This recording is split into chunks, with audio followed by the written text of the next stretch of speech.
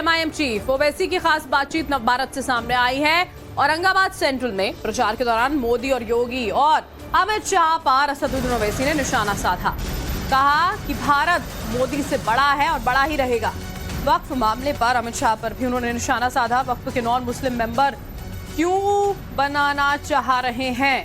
इसी के साथ ओवैसी ने यूपी के मुख्यमंत्री योगी आदित्यनाथ की कार्यशैली पर सवाल उठाए। कहा कि योगी को यह बताना चाहिए कि उत्तर प्रदेश में इतने दंगे हो क्यों रहे हैं। एनकाउंटर के नाम पर मासूमों को गोली क्यों मारी जा रही है। क्यों बुलडोजर का इस तरह से इस्तेमाल हो रहा है। संविधान का इस्तेमाल क्यों नहीं होता।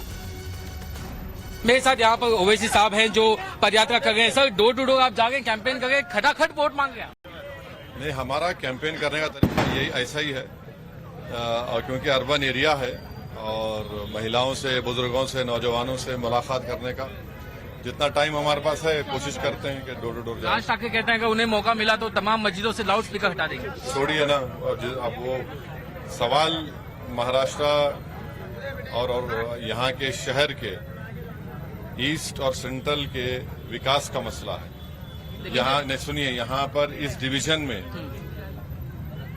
सरकार के आंकड़े हैं कि फरवरी 2024 में दूसरे नंबर पर महाराष्ट्र में सबसे ज्यादा किसान खुदकुशी किए। उस पर कोई बात नहीं कर रहा है। मराठा रिजर्वेशन के ऊपर कोई बात नहीं कर रहा है।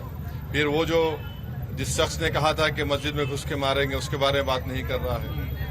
आप पूरा महाराष्ट्र में रूरल डिस्ट्रेस है।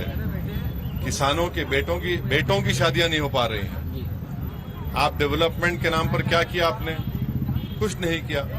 लेकिन जब आप महाराष्ट्र में 16 सीटों पे चुनाव लड़ रहे हैं तो वहाँ पर जब प्रधानमंत्री कहते हैं कि एक है, नेक है, एक है, सेफ है, योगी कहते हैं बटेंगे तो कटेंगे। एक बात क्या कहा प्रधानमंत्री ने कि एक है तो नेक है, एक है तो सेफ है। तो 10 साल से हम लोग सेफ नहीं है उनके राज में। वही इकरार कर लिए ना अपनी गलती का। तो देश एक नहीं है, देश एक है, देश एक था, देश एक रहेगा। अगर कोई नेता ये कहेगा कि मुझे सत्ता दो तो एक रहेगा, गलत है। भारत मोदी से बड़ा है और मोदी से बड़ा रहेगा। अमित शाह कहते हैं कि वक्फ बोर्ड की जो प्रॉपर्टी है वो किसानों की जो है वो वक्फ को चली जाएगी अगर महाविकास अघाड़ी सत्ता में आ गई, बीजेपी नहीं आई तो। कहाँ है, कैसे जाएगा? सर्वे कमिश्नर सरकार अपॉइंट करती है, कानून है। तो इस तरह का झूठ फैलाया जा रहा है वक्फ बिल के बारे में। आप बताइए, महाराष्ट्र में पंदरपुर की मंदिर है, उसमें सेक्शन 22 का एक्ट पढ़ लीजिए। उसका ट्रस्टी सिर्फ उसी समुदाय का आदमी बन सकता है। मोदी जी क्यों कर रहे हैं ये कि वक्फ बोर्ड में नॉन मुस्लिम मेंबर बनना चाहते हैं? क्यों? ये उसमें बहुत सी, ये जो वक्फ बिल लाया गया है वक्फ को बचाने के लिए नहीं लाया गया है। वो बड़े बड़े पूंजीपतियों को फायदा पहुंचाने के लिए लाया जा रहा है। 23 तारीख को एमआईएम की पोजीशन क्या होगी? क्या वो किंग मेकर होगी?